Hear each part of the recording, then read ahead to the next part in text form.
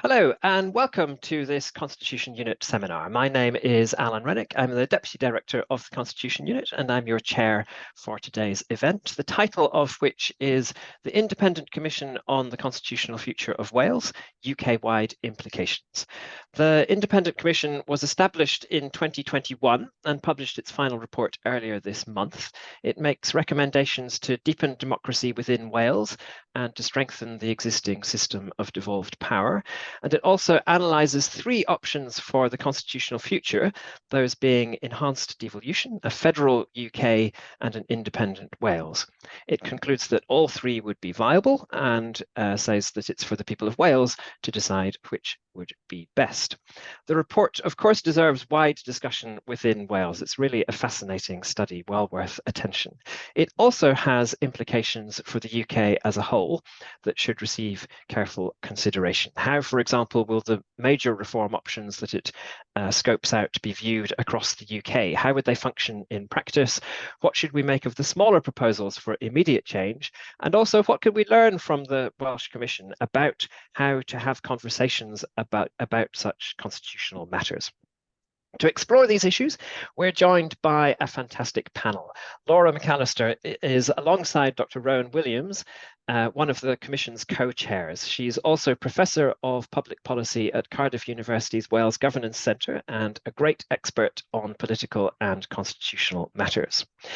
Kieran Martin is Professor of Practice in the Management of Public Organisations at the Blavatnik School of Government in the University of Oxford. He was previously a civil servant and most relevantly for today, he was Constitution Director in the UK Cabinet Office between 2011 and 2014 when he was deeply involved in preparations for the 2014 Scottish independence referendum. And Nicola McEwen is Professor of Public Policy in the College of Social Sciences and Director of the Centre for Public Policy at the University of Glasgow.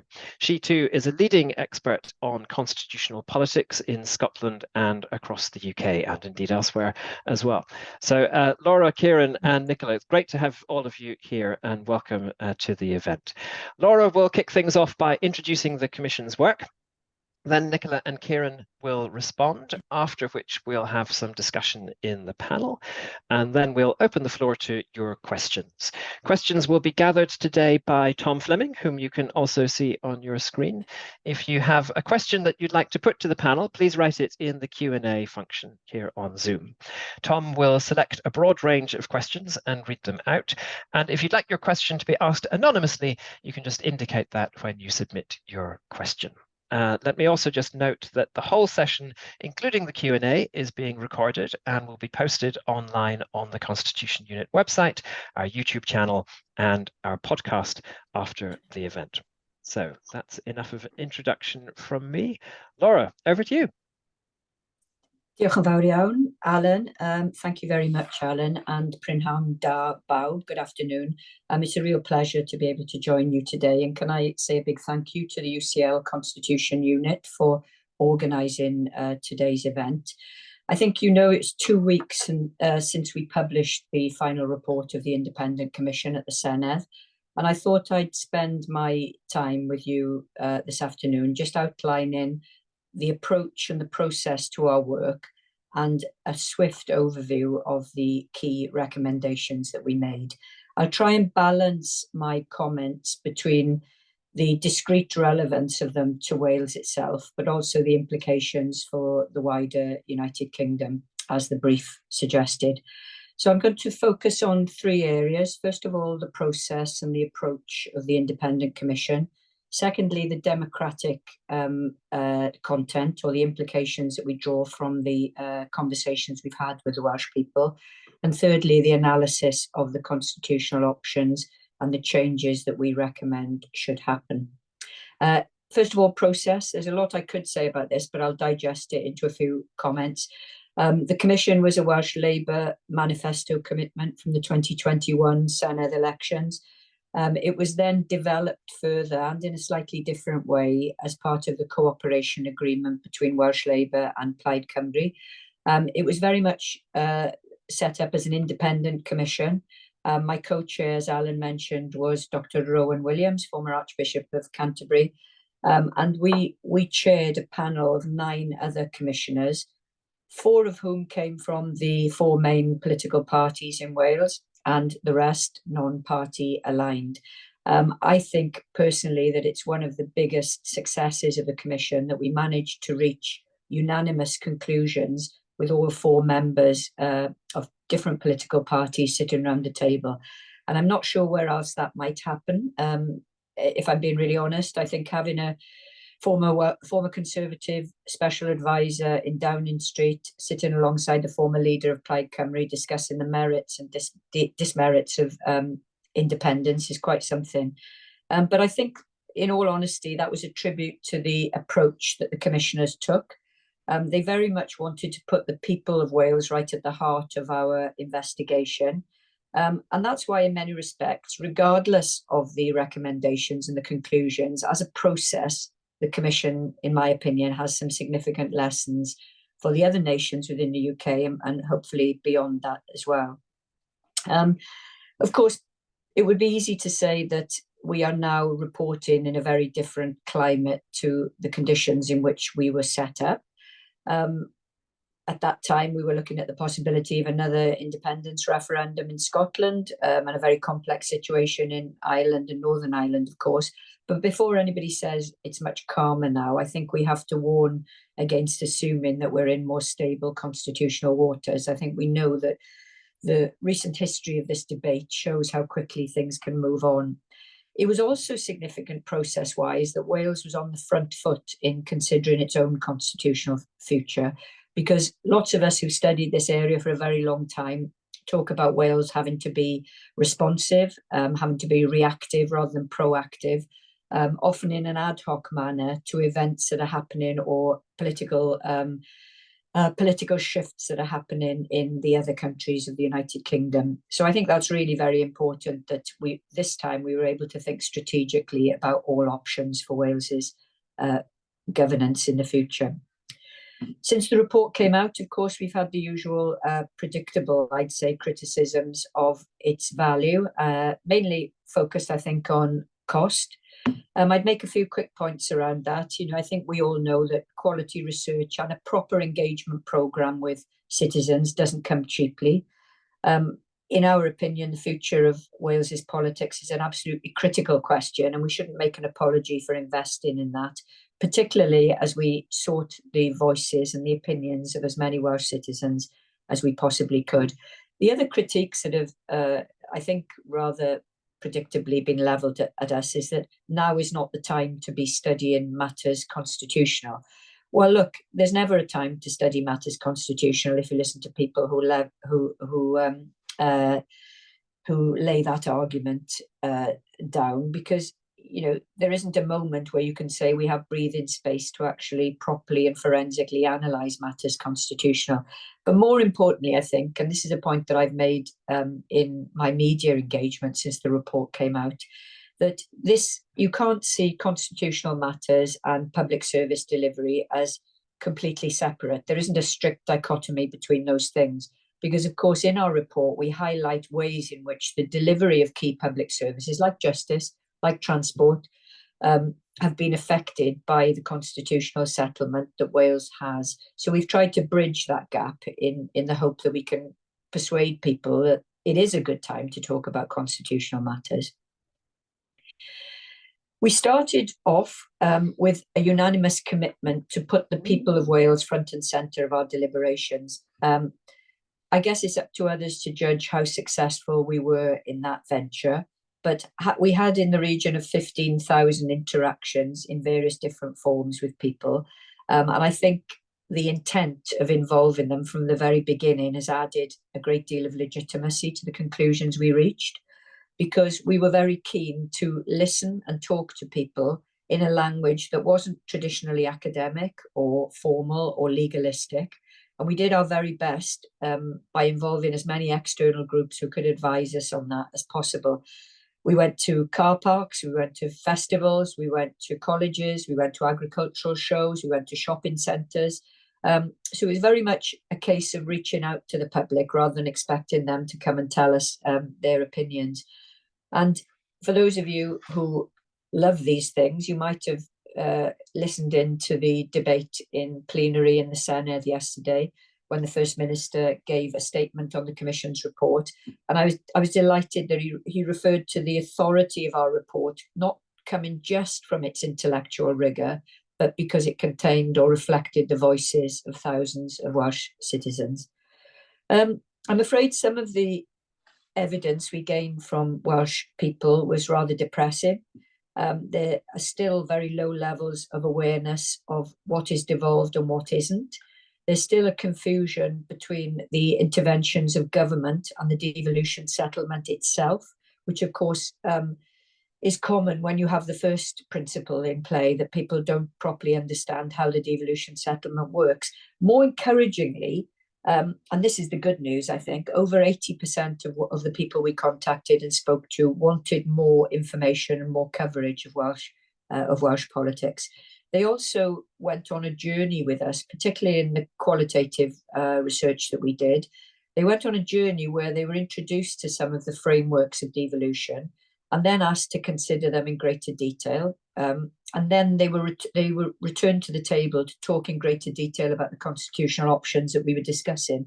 And we saw a great increase in engagement, a great increase in knowledge, and in an ability to analyse what was actually at play here. So I think the lesson overall is that grassroots engagement is hard work, but very much worthwhile if we can do it in an imaginative and innovative way. The report itself only makes 10 recommendations. I think that's right. We could have made a lot more, of course, but we wanted the recommendations to be focused and realistic and potentially deliverable with a fair political wind. The first 3 of the recommendations are all designed around strengthening Welsh democracy. Again, I'm sure we'll come on to this in the conversations that we have, but these centred on creating a stronger programme of civic and political education, creating an advisory structure for better democratic engagement on a permanent basis with the Welsh public, and a citizen-led review of the essential constitutional principles and governance principles that could underpin a better democracy in Wales. Moving on then to the constitutional recommendations, it became apparent to us very early on in our work that the status quo wasn't a viable option. Why? Because it was constantly subject to attrition and potential erosion, mostly, but not always, by the activities of the UK government.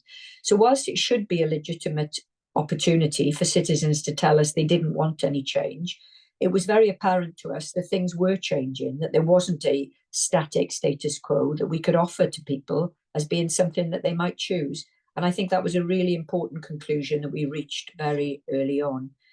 I think we felt that the threats to devolution from attrition were such that actually the whole devolution model could actually collapse. And I know they're strong words, but we don't say them lightly, because it was very clear to us that repeated interventions, and you'll know what they are, around intergovernmental relations, around ignoring the Sewell Convention, around not rationalising some of the devolved areas where there are very clear jagged edges, risked the settlement as it stood.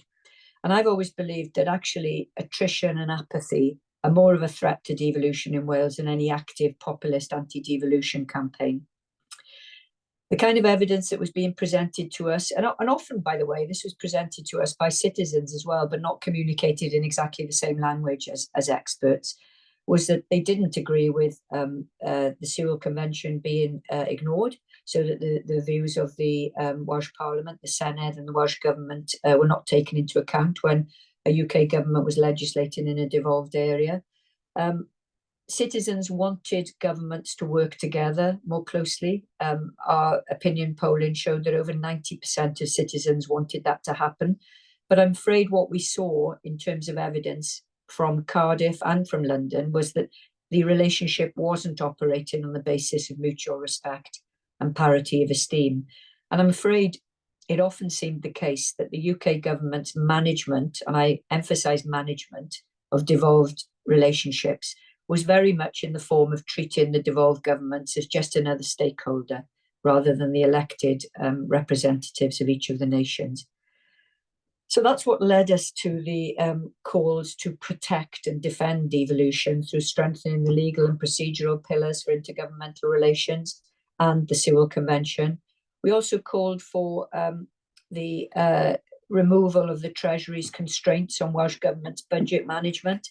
That seemed to us to be wholly unnecessary and out of sync anyway with what happens in Scotland and Northern Ireland. Unless there's a very strong case at a macroeconomic level for intervening, we felt that the Welsh Government should have much greater autonomy over its borrowing, over its financial planning, because we think that will actually deliver better services and better value for money for the Welsh people. Also, to defend devolution, we made 4 recommendations based on the work of our subject groups. Now, again, I won't take you through those in detail because I'm sure this will come out in the conversation. We concluded that the devolution of justice and policing was desirable and achievable over a set period, and it should be managed as a joint project with UK government in a staged way. On rail, we considered a joint governance solution for an area where there's partial devolution, but we concluded that nothing short of full devolution of rail services would actually address the present injustices, unfair funding, and pretty dreadful quality of services for citizens in Wales. On energy, we talked about the establishment of an advisory group of experts to design a different structure that would take into account new technological changes and the interests of both governments. And by the way, I think energy is an area that's very, very fast moving, and the current settlements simply haven't kept pace with policy in that area. We recommend that the devolution of the management of the Crown Estate in Wales should happen similar to Scotland, and that's the way to create a more sustainable settlement. And finally, we talk about a stronger Welsh voice and better accountability on broadcasting, as well as potential future work on the potential devolution of this area. And then finally, we come on to the 3 constitutional options that we'd identified in our interim report of December 2022.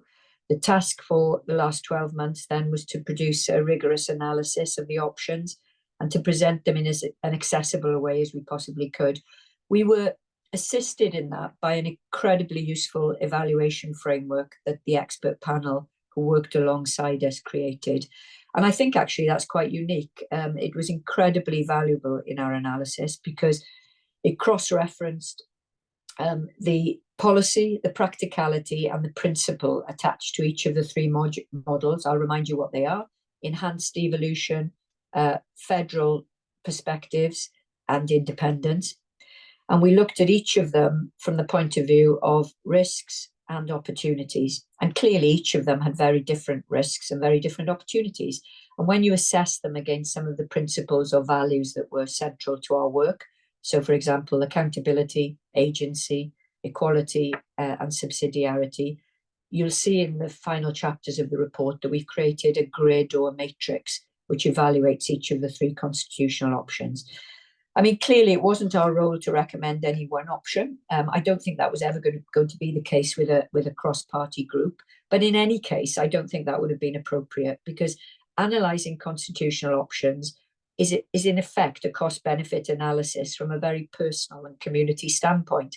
Some people's risks are other people's opportunities, and so on. And the level and appetite for change and for realigning the Welsh political and economic system are very different amongst different individuals and different groups. So we didn't feel that was a significant imperative for us. Finally, and I will stop then, in terms of enhanced devolution, there's quite a lot that is relevant to the UK level, because we talk about a recasting of the funding regime for the devolved nations. We talk about a proper protected voice for the nations in a second chamber. So all of that is really incredibly important, I think, in the conversations that we can have now. And the final thing I'll say is that I hope our project has finally laid to rest the idea that people are not interested in constitutional matters. The debate is very clearly live in Wales. And just because it's been quieter, perhaps in Scotland, doesn't mean that people in Wales are disinterested. I think we all hope in the Commission that the work we've produced might become a model for a much more inclusive and democratic engagement with the people over time. and for such exercises to be almost predominantly citizen-led.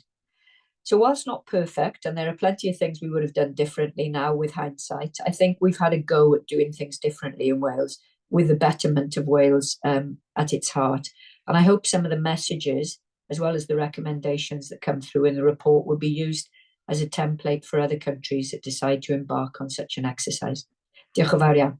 Thank you. Diolch yn fawr, Laura, great to have all of that really rich material and detail, which we'll be able to get into now. So we have two sets of responses. First from Kieran. Thanks, Alan. It's an honour and daunting in equal measure to follow that from Laura. Just wanted to make 3 quick points. You asked me to comment from the perspective of perhaps developments and thinking in the wider UK, but I can't resist but take up Laura's point about the process of her report, because I think it's fascinating, and I think her and the other commissioners deserve great credit for it. As an outsider, as someone who isn't Welsh and hasn't lived in Wales, it's both it and its interim predecessor of 2022 are fascinating reads, and you're continually surprised. And it's that inclusivity and the range of voices that come through the pages. So the actual meetings must have been fascinating. But I remember reading about the contributions of autistic voices and their concerns about the functions of the governance of Wales. There's a really interesting passage on Conservative voters and alienation from Cardiff in North and East Wales. But then that translates quite fluently into some of the expert inputs and some of the pronouncements. For example, controversially in the Welsh Labour Manifesto of 2021, there's, to put it politely, some highly contestable constitutional assertions in that document.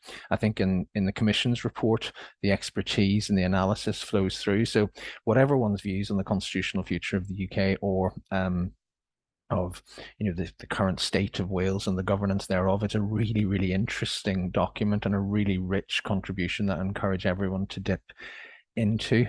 The second thing, almost flowing from that, is that there's actually a bit of this where an assiduous cut and paster could actually extract from this some quite interesting things, regardless of the constitutional future of Wales, about the operation of the current system. There's some really good analysis in it about the strains in the current devolution system, as you might expect from a commission sponsored by the Welsh Government. It's from and with commissioners from a very broad spectrum, but from within Wales. It's very much from how it looks from Wales rather than perhaps from Whitehall, but no less valuable for that. And I think, it makes a case which isn't new, but it's very well evidenced and very well argued that, to quote some of the subheads, devolution is under considerable strain and the operation of that is under considerable strain. And I always come back to the phrase, the observation by Professor Michael Keating in his 2021 book about the fractured union, about saying that devolution reshaped the political culture and political life in Cardiff, Edinburgh and Belfast, and changed absolutely nothing in London culturally. And I think that's right. And another seminar you can invite me to or not, as you wish, Alan, but I'd love to get a seminar of whoever forms the next government in London and say, devolve and forget, is that good or bad?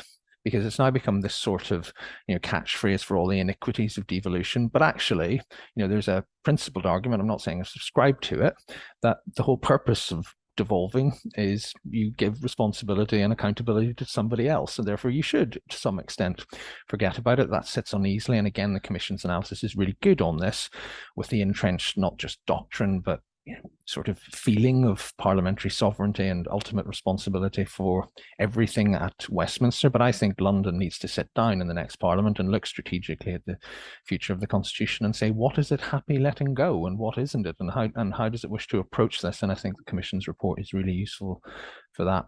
The final thing I just wanted to say, though, is just to perhaps pose some questions which Laura, Nicola and others may want to come in on, about the political environment in which this report is dropping and whether it's perhaps the least propitious it's been for some time. I mean, the history of Welsh devolution is really interesting, the very narrow majority in 97 on a low turnout, but then, as Richard Wynne-Jones and others have charted, the great efforts to get losers' consent, the consensual enhancement of the Senate's powers, and all the rest of it. But you sometimes wonder if that perhaps consensual evolutionary journey has at least been halted, if not permanently, then at least temporarily. And I suppose the cynical old civil servant in me would pick up on one thing that Laura says, which is, you know, if you're sitting in government, the status quo is always an option, and it's the default option unless momentum gathers for a change. And I think that, you know, if you look at the three options outlined in the Commission, the strengthening, entrenching devolution, the federal model, or independence. I mean, I'd almost split strengthening devolution into two. There's sort of cosmetic stuff you can do. And indeed, you know, within an hour before the seminar started, the government's proposals for strengthening the union, as it's entitled, in Northern Ireland, which contains a lot of declaratory language about what Article 6 of the union means and how to rename a green lane and so forth. There's lots of things that, and I would put, Nicola may disagree, but I would put the legislative commitment that the Scottish Parliament can only be reversed by referendum in that space, because ultimately under parliamentary sovereignty that too can be repealed. You know, there are sort of cosmetic things you can do. The more you actually substantively strengthen devolution, either by devolving more powers or by giving Wales more and the other nations more of a say in UK-wide decisions, the closer you get to federalism. And then, of course, independence, you know, I suppose conceptually is a different proposition altogether, where the politics of it and the mechanics of it are almost in some respects more straightforward. You have to build up a head of steam, secure the conditions for a referendum and so forth, as happened in Scotland in 2014. So I suspect that a lot of the actual discussion and consideration around this sits in that space, in that middle space about, you know, substantive changes to the devolution system that to some would look like quasi-federalism. And my two questions on that is, one is a future Labour government genuinely interested in this? And I would be skeptical. It's a lot of effort, it's a lot of work. You can see some of the rowing back, for example, on the proposals to entrench the governments beyond London via the second chamber. So will they park this? And secondly, I think, you know, particularly if the constitutional debate is parked for a few years, will a head of steam build up on the right, which actually gives rise to another option, which is to begin to partially reverse and ultimately, you know, bring to an end devolution. I was struck that Laura said herself that, you know, devolution could potentially collapse. Being of a certain age, there's a bit of me that remembers, you know, Euroscepticism in 1997, which looked dead and buried, and there were a few people starting to write articles in the Daily Telegraph about that, you know, we really needed an organised movement to begin to think seriously about EU membership, and we all know where that ended up. There's a little bit of that now about, you know, devolution has gone too far and we need to think about it. So I just wonder whether this will now land in a much more contested environment where, you know, the party most likely to grab these proposals and implement them at UK level may be pretty skeptical, and there may be more actual principled opposition in the other direction, which seeks to roll these things back. I pose that as a question. Thank you. Very interesting thoughts, Kieran. Thank you very much. And we move straight on to Nicola. Thank you very much for the invitation to come along, and just congratulations to Laura and all her colleagues on the Commission. I think the report is excellent, it's really welcome, it's rigorous, it's thorough, and it's very fair. And I like the way it gives weight both to the expertise within the Commission itself and the advisory panels that you used, but also the strength of feeling among the public in Wales. And I would love to know more about some of the results of the engagement that you did that was perhaps non-traditional. You talked about going to supermarkets and car parks, and family fun days, I think, were mentioned in the report as well. And I just wonder what kind of reception you got talking about the constitutional future of Wales in a family fun day. But yeah, you know, congratulations. And also, I think hats off to the Welsh Government for having the confidence to give this task to such a prestigious and cross-party commission. I think these sorts of issues, particularly issues around the constitutional arrangements and alternative futures, can be really polarising. We've seen that in the context of Brexit across the UK. We've seen it in the context of independence within Scotland, and we see it actually in the evolution of opinion data that some of which is in the report itself, where opinion among the population has become more polarised around different opposing options. And I think having a more detached and pragmatic approach and dispassionate analysis, I think has been really, really important. There's a couple of points on more on the constitutional arrangements, both the alternative futures ones and then on where we are today. I think the framework that you used is really, really useful. I mean, I think that the Commission was right to reckon, or rather, I would agree with the Commission in the approach that you took not to recommend a particular option, that rightly being a decision that the people of Wales may or may not have the opportunity to make at some point or at various points in the future. But I think you noted that there is no perfect constitutional arrangement.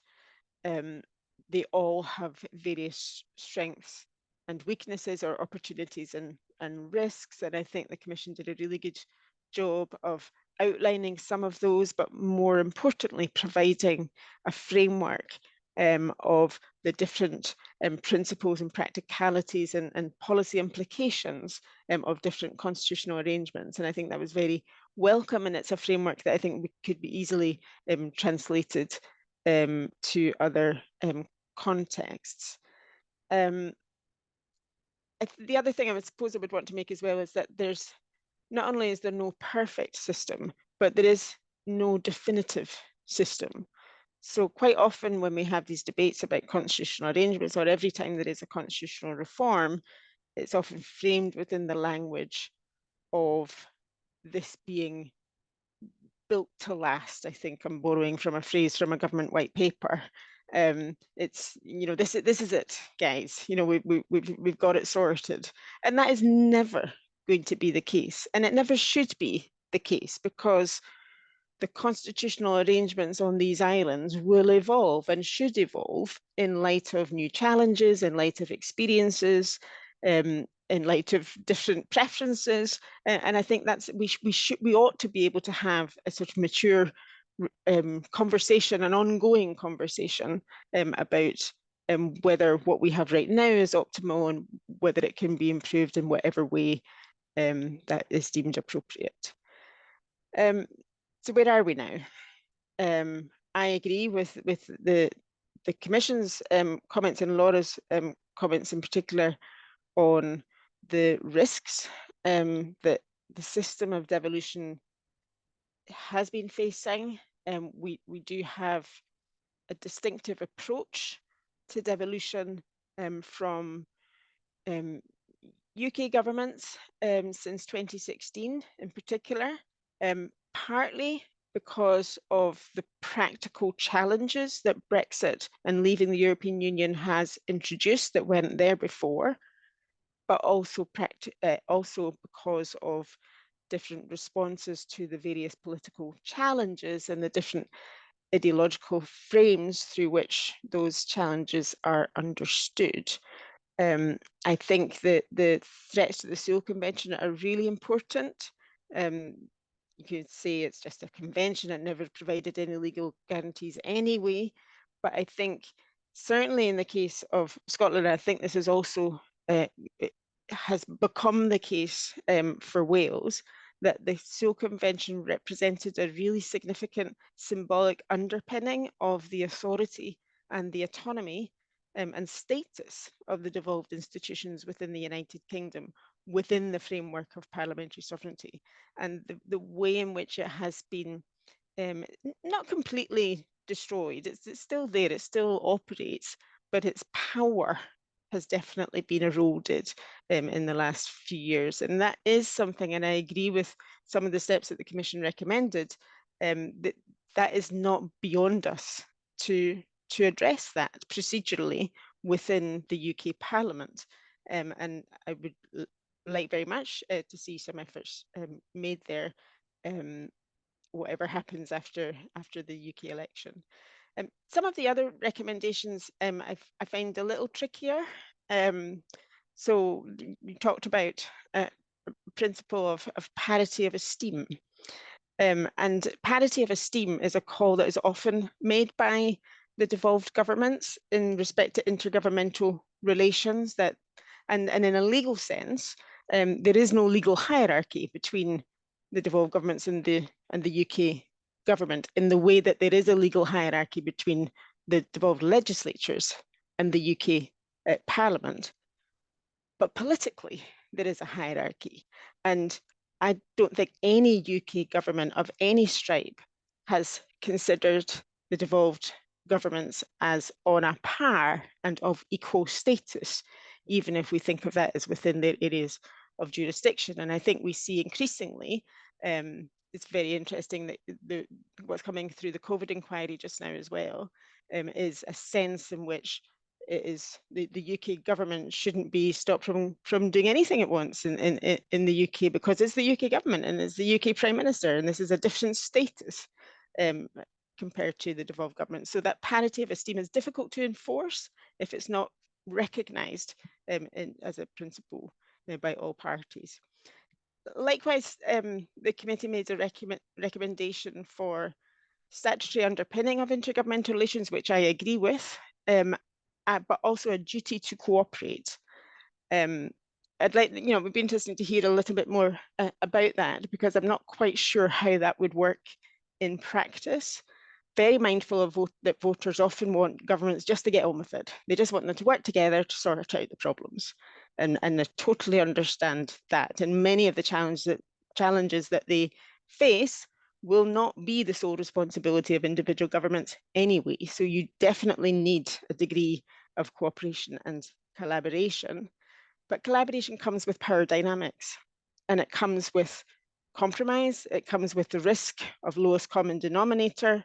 It comes with potentially a weakening of innovation and experimentation, and potentially a weakening of accountability for decisions. That said, I think it is really important for officials across all of the governments to invest in those relationships, because they will be crucial in any constitutional scenario. Final point is that while I think the Commission has made really, really helpful recommendations and provided a really, really thorough analysis, my biggest fear is that it gets ignored. Partly, Laura, you mentioned that now is not the time idea. Presumably that's in the context of challenges like the cost of living crisis and so on. To that, I would say that constitutional arrangements and intergovernmental arrangements are absolutely central to how governments can approach those challenges and their ability to do so effectively. The other now is not the time part might be that some of this, I think, came in the context of possible Scottish independence looking like it was coming back again, possible Irish unity, and where would that leave Wales? And well, leave aside the Irish question just now on Scottish independence, that seems less imminent than it might have done at the start of the Commission's process, even if opinion on the topic has not changed drastically. And the political temptation, I think, will be to think, let's just park constitution. Let's not worry about it. We don't have to worry about it right now.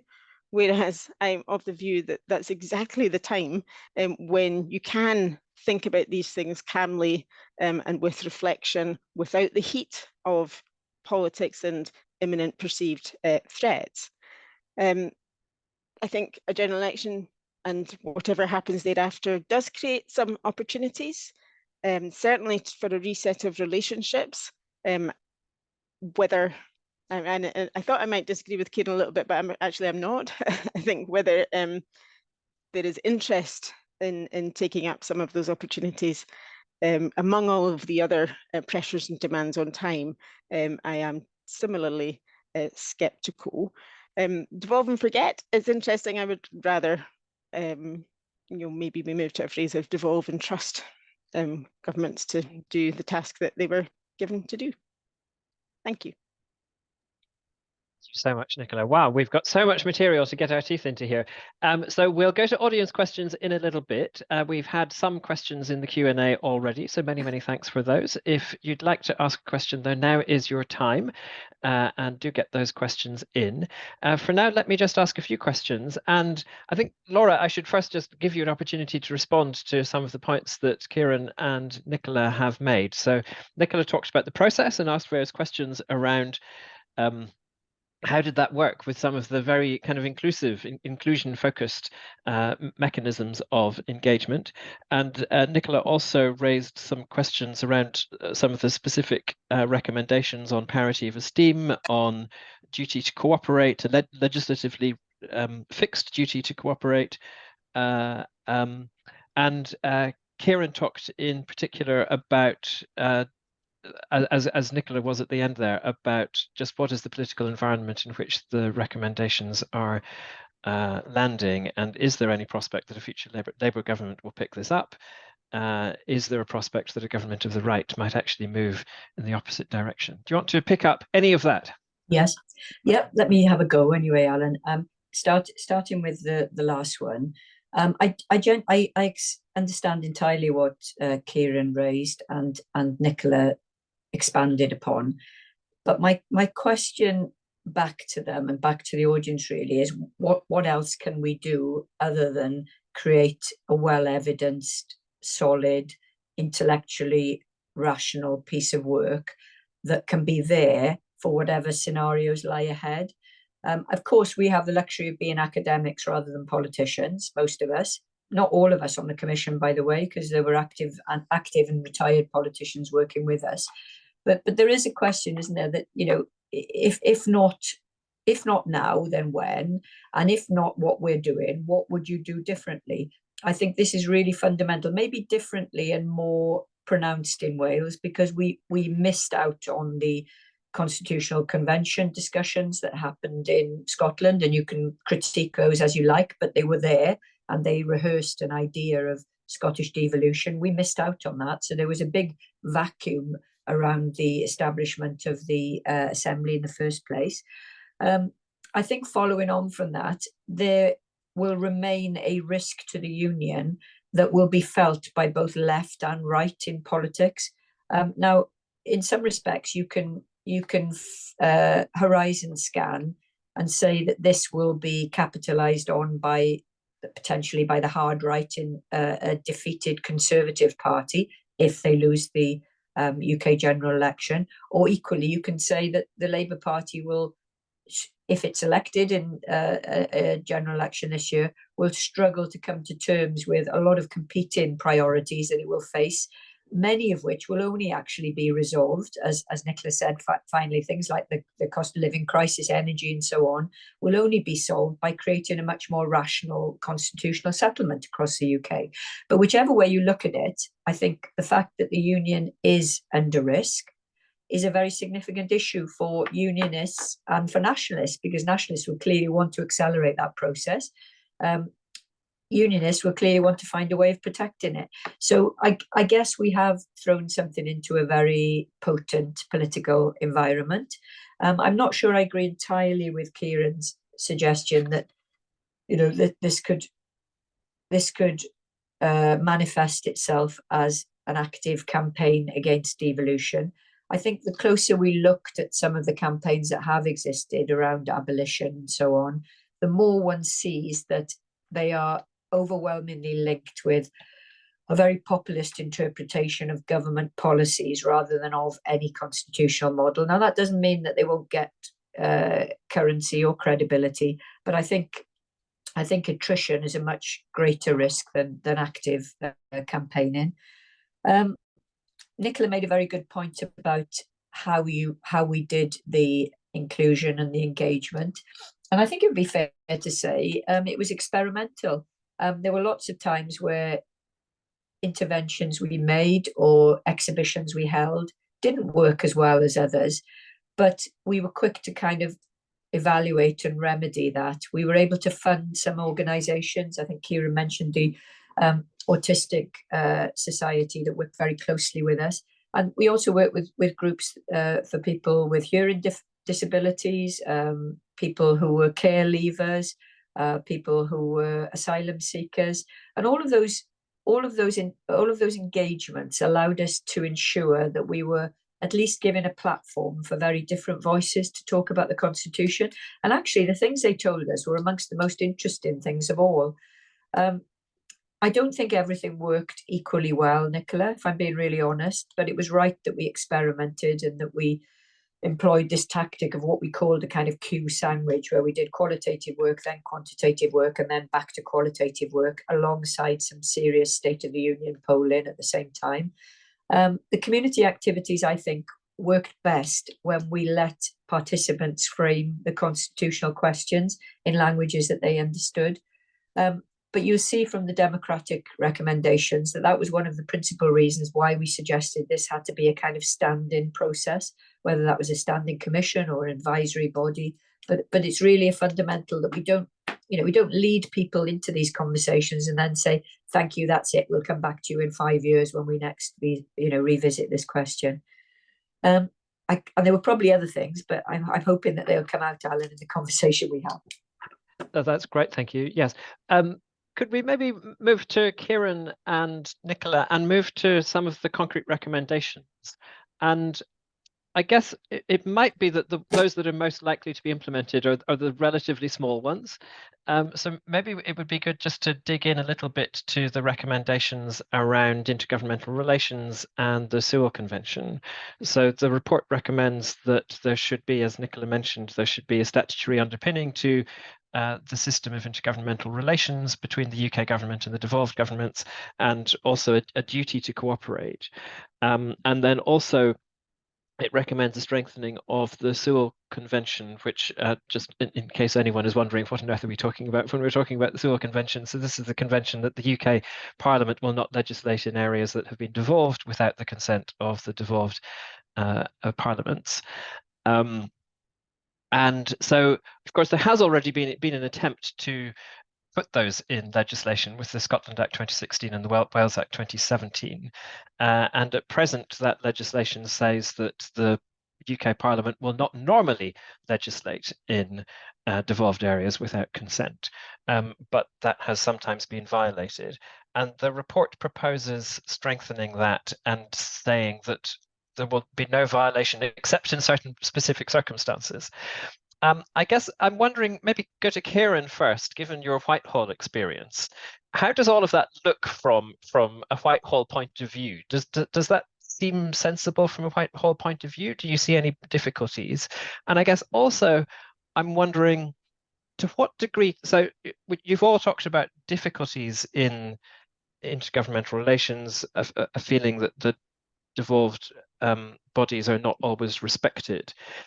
To what extent do the solutions lie in institutional changes, and to what extent is it more about culture and cultural stuff that it's actually quite hard to change through reforms? So Kieran, over to you. I'll be as quick as I can, and to answer that, I think it helps to come back to Laura's point about our questions, my question, Nicola's questions about the political environment and what else can a commission reasonably do. And I think she's absolutely right. There's a wonderful bit on page 25 of the Commission's final report which says that people, and I think by that they mean sort of voters, but it could equally apply to political pundits, always conflate big constitutional questions with the day-to-day actions of the government, and I think we're doing that right now. The fact that the SNP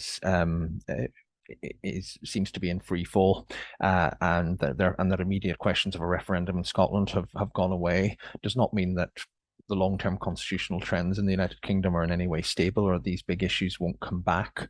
So the sort of things that happen now, both in terms of perhaps for the more micro parts of this report, but also the more strategic and cultural parts, are really important. And to that end, I think one of the issues, and it goes back to Professor Keating's point about dynamic dialogue and profound change in Cardiff, Edinburgh, and Belfast, and very little in London.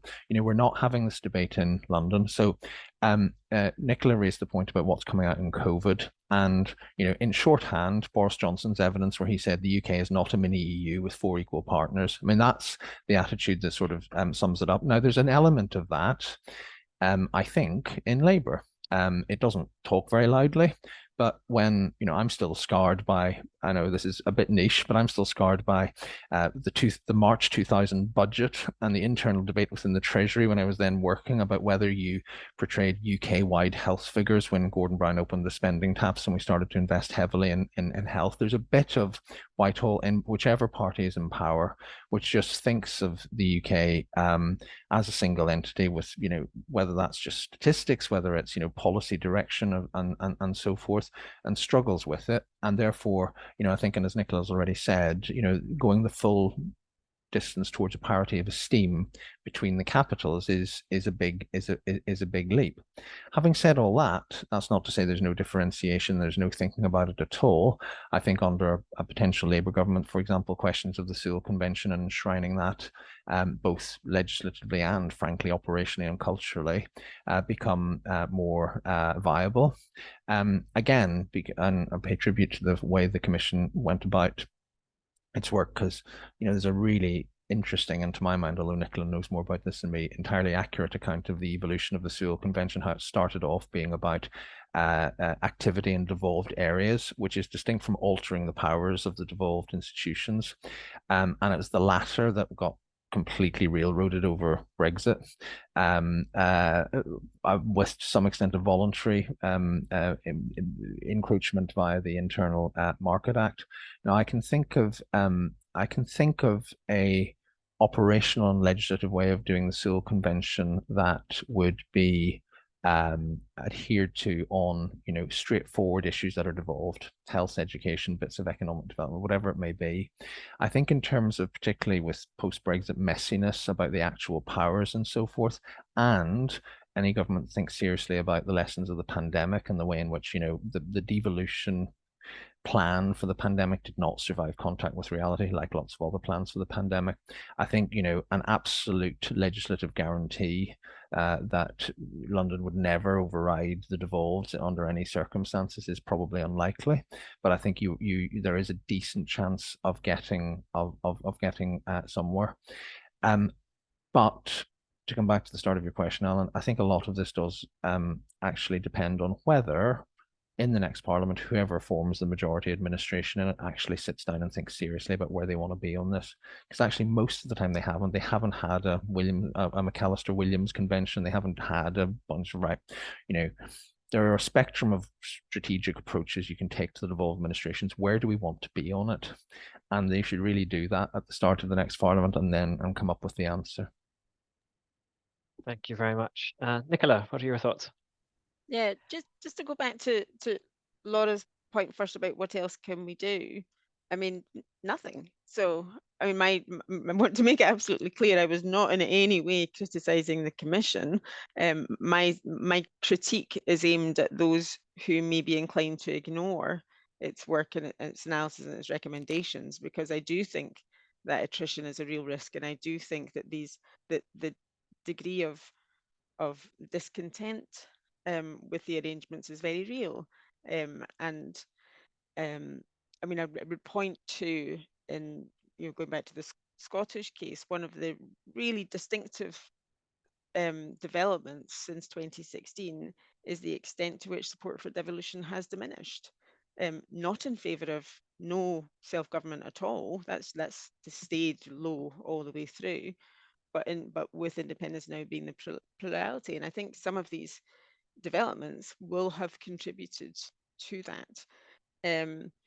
I mean, I agree with pretty much everything that Kieran just said around both the Sewell Convention, and I would also apply it to intergovernmental relations. I think it is entirely feasible for some procedural mechanisms to be introduced, or some process to be committed to in the UK Parliament if what might it do if consent is withheld, and what would then be the process other than just ignoring that. It's entirely possible to sit down and work out what that would look like, but you might not need it. And it goes back to your point, your question, Alan, is this about institutions or is it about culture?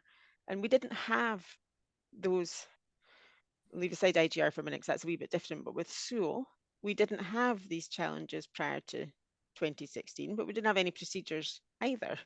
It was just there wasn't the same willingness to I guess push back at some of the principles that had come to be seen as principles of devolution, like the SUO Convention, in the way that there has been in the last few years. So if we move to a different context where the relationship is less competitive, then it may be that you don't, or procedures alone may be helpful, but they may not be necessary.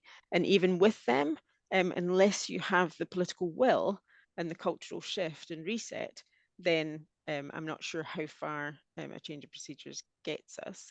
With intergovernmental relations, I think that is a little bit different.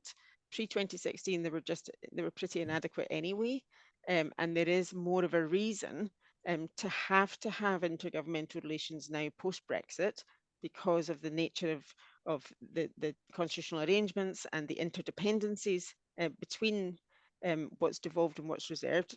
However, sometimes UK ministers like to have a clear delineation. It's just not clear.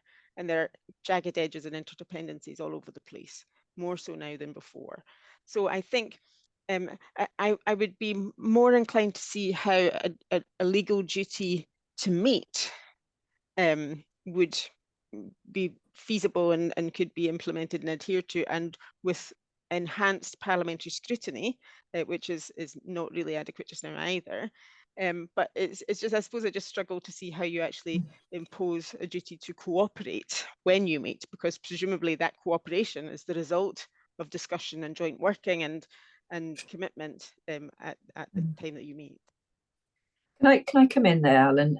Just very quickly, Laura, and then we must go to yeah, sorry. So just because I think this is relevant, we spent a lot of time talking about the benefits of shared governance, you know, because it is an undervalued feature of devolution, and we tried to get as much evidence as we could from a UK Gov perspective on shared governance, but I'm afraid it was very difficult to get hold of, you know, an opinion even, or some evidence of how shared governance had worked effectively in that space, because as Nicola says, you don't just have, you know, devolved and reserved areas, there's the space between them and the relationship between them in terms of policy delivery and so on. So we tried very hard to get that, but I'm afraid it was just not forthcoming in a way that would have allowed us to promote shared governance ahead of a more protected statutory intervention, which is the type we recommended.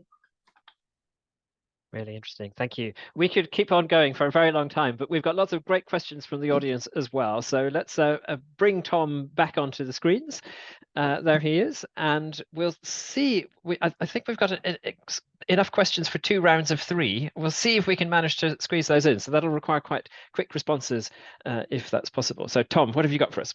Right. Thanks, Alan, and thanks everyone who's been sending in your questions. So the first group of 3 are all really about the short-term political challenges or opportunities for the Commission's work.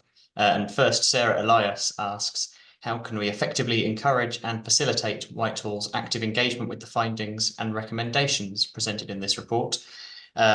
Frank Gagan Quinn has then asked, have the candidates for the leadership of Welsh Labour and by extension First Minister made any comment on the Commission's report? And then an anonymous attendee asks, are you optimistic that change of government at the UK level will make a difference for the quote health of devolution, or do the recent comments from the Shadow Labour Cabinet about not devolving justice/policing despite the Commission's recommendation suggest that things are unlikely to significantly change? Fantastic. Thank you very much. So feel free to respond to not all of the questions if you want to go that way. And shall we go perhaps with Laura first? Thanks, Alan. Yeah, I mean, let's tick off the relatively easy ones. The 2 candidates for the Labour leadership and therefore the First Minister's role have responded, I think, in terms of welcoming the report. And we as a Commission have offered them an opportunity to have a discussion with us as the co-chairs about the thinking and the process of the report. but you'll understand that they're in the middle of an election campaign, which is likely to be a close one. So I suspect they won't be saying too much on that in the interim. The point about the Shadow Secretary of State's intervention immediately after the publication of the report, I don't think that was terribly helpful, but not a dreadful surprise either. But I think what was interesting has been the response from the First Minister, not just in plenary yesterday, but also in the Institute for Government session that he did last week, where he talked about the devolution of justice and policing being an agreed Welsh Labour policy, that the destination around that policy was established and well known, and that the conversations that the Shadow Secretary of State were referring to were about the process or the journey towards that destination rather than anything else. So clearly there may be different interpretations of the pace and so on, but I think the evidence and the rationale for the devolution of justice is indisputable, and we present a whole additional set of evidence in the report beyond the Thomas report in 2019, which itself was a compelling case, I think. Right, thank you. You didn't pick up the question of how to encourage Whitehall engagement, but perhaps you were asking the same question yourself, and we should put it to Kieran as someone who please help us with it. Someone who's worked in Whitehall. So I won't answer anything about the Welsh Labour leadership election because I'm not qualified, and Laura's just given us a much better answer than I could. So on the other two, I think that the way in which Whitehall will be incentivized to respond is primarily if voters care. And I think that, in some respects, I think some of the more on the right who are skeptical of devolution are somewhat emboldened. This is mostly about Scotland, but both at a sort of micro level over the Section 35 on the gender recognition reforms, but also in facing down the referendum. The fact that when Westminster has essentially exercised its undisputed power to overrule, the fact there hasn't been a huge political sort of earthquake as a result might encourage that. But that's where I think at some point, if it becomes a political fault line that Westminster shouldn't be interfering in powers, then it is more likely to respond. Having said all that, that links to the other question about a change of government and its implications. My best guess, and I use the word deliberately, it's a guess, is that if there was a majority Labour government for 5 years, other things being equal, no sort of major crises that forces a change, you would possibly not have a wholesale extension of devolution, perhaps the justice issue being an example. In the first term, you might lay the foundations for it in a second term should they get one. But that whole atmosphere and the machinery, the intergovernmental stuff that Nicola spoke so expertly on, would improve quite significantly in the short term, because there wouldn't be the same cultural inclination to pick the fights with the devolved capitals that there currently is an increasing amount of. Nicola?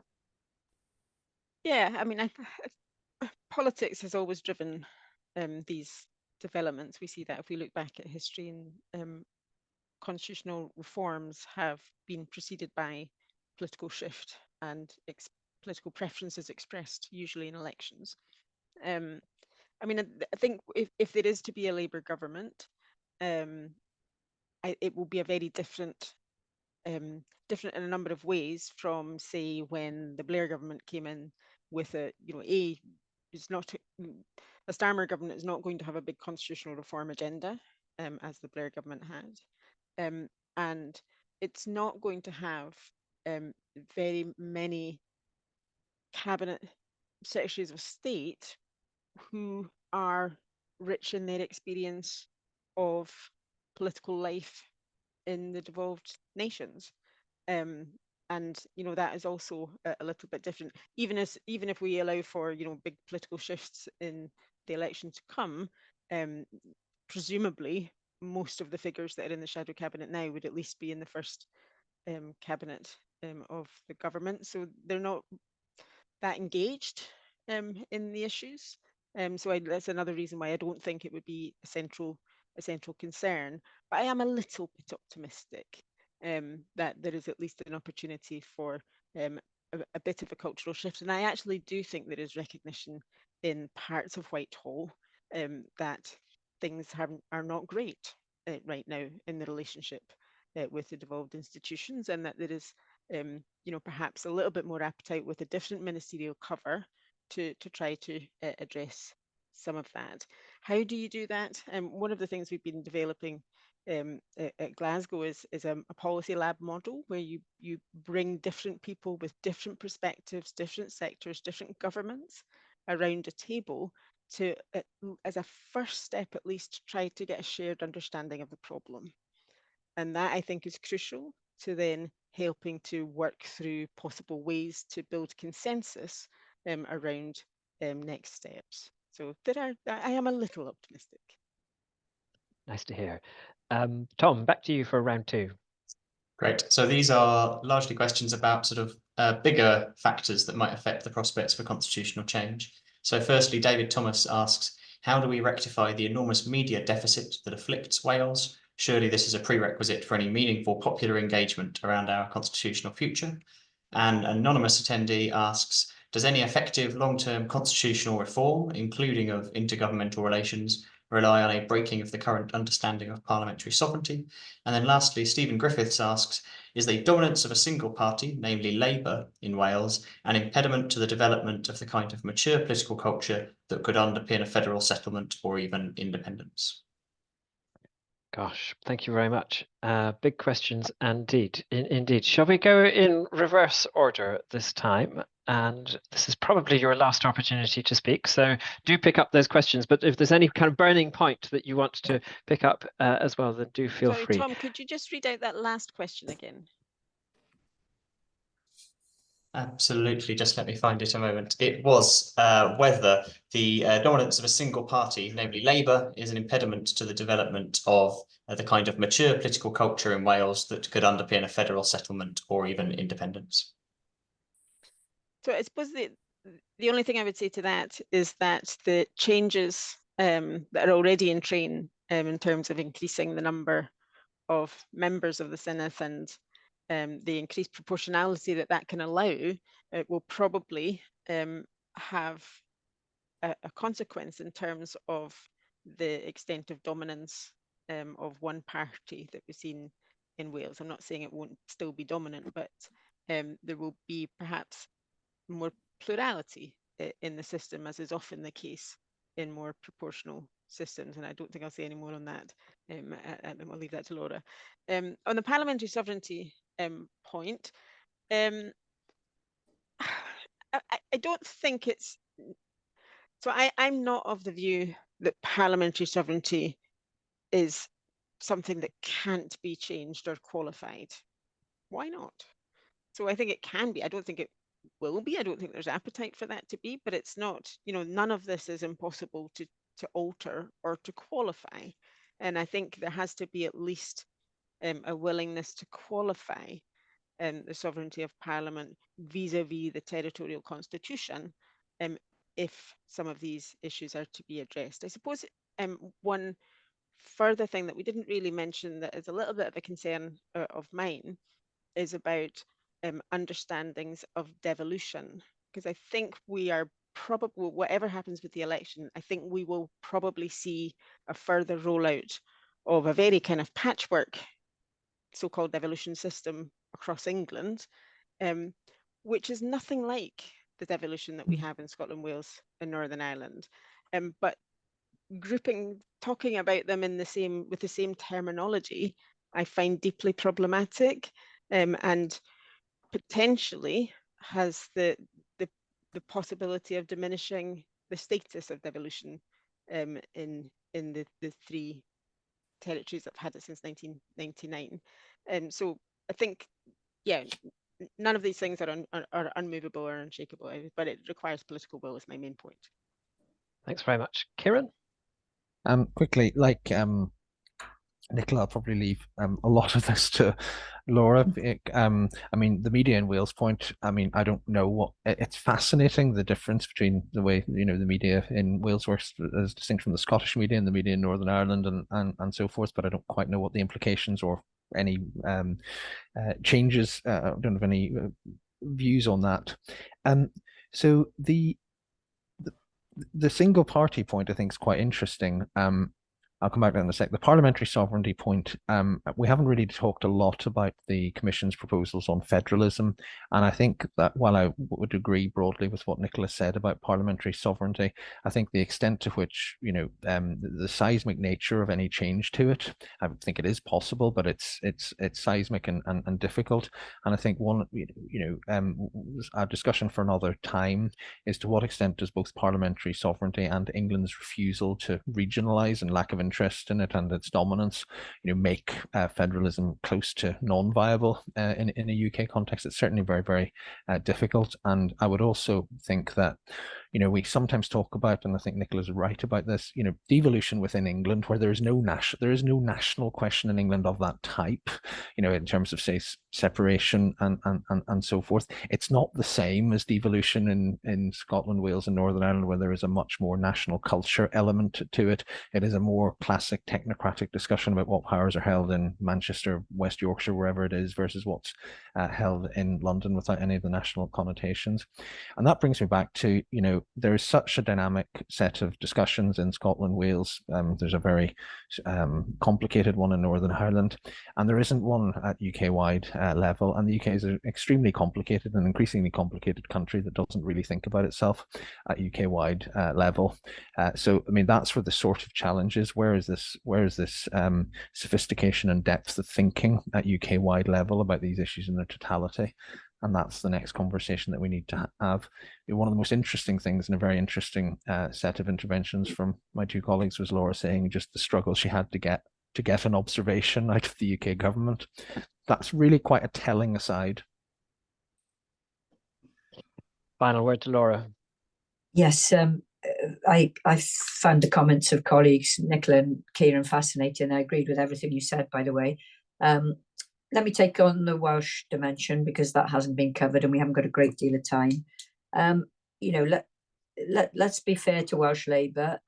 It's not their fault they keep winning elections. They've got a pretty impressive world record winning success for a century of national elections in Wales.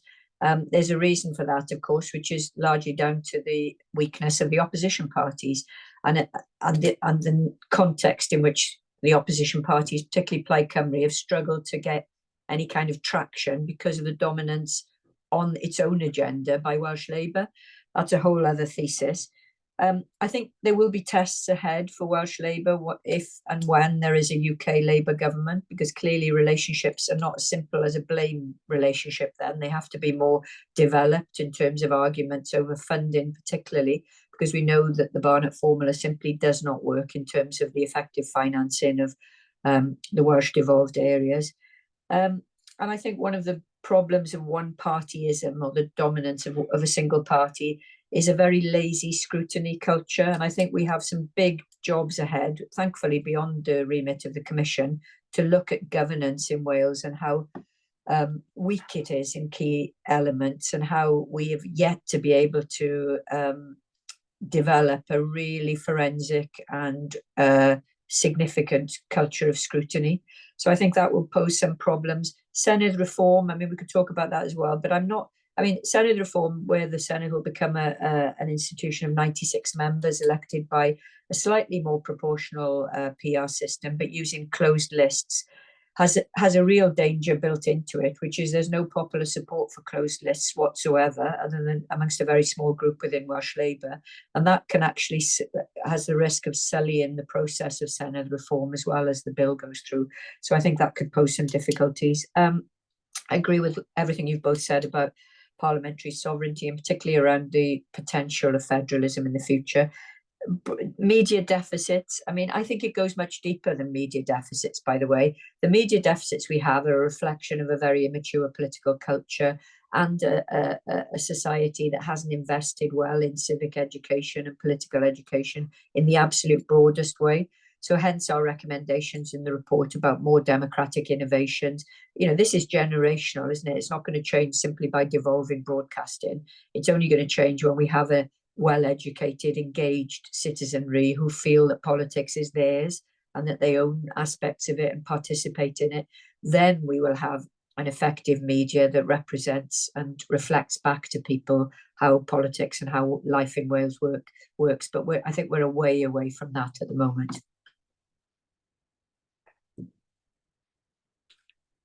Sorry, I managed to unmute and then mute myself there. Thank you so much, Laura. Before I thank our speakers properly, a few quick notes. So the recording of this seminar will appear on our YouTube channel and podcast feed very soon, so do subscribe to those. If you're not already signed up to our events mailing list, then you can do so in order to be the first to hear about our forthcoming events. Just follow the Get Involved link on the Constitution Unit's website. Our next event is an in-person seminar that we're organising along with the UCL Department of Political Science as part of its Policy and Practice series. It's called Data-Driven Campaigning, How and Why Do Political Parties Do It? The speakers will include Kate Dommett, who's just published a book on the subject, along with some great people from the Electoral Commission and the Labour Party. That's next Thursday next week in UCL at 6:15 p.m. And again, full details are on the Constitution Unit's website. And look out also for a future further event that we're hoping to do towards the end of February. You may have noticed that there's a big new report coming out tomorrow by a group led by Dominic Grieve, looking at UK governance. And all being well, we'll be announcing details of an opportunity to discuss their recommendations very soon. So lots to look forward to. But thank you so much to you all for attending this event. Thank you to Tom for fielding the questions and to Ed Rowe for doing lots of hard work behind the scenes. But most especially, thank you. What a fantastic panel you have been. I have learned so much, really, really rich and thought-provoking, and I hope our audience have enjoyed it as well. So thank you and good afternoon to everyone. We look forward to seeing you again. Bye-bye.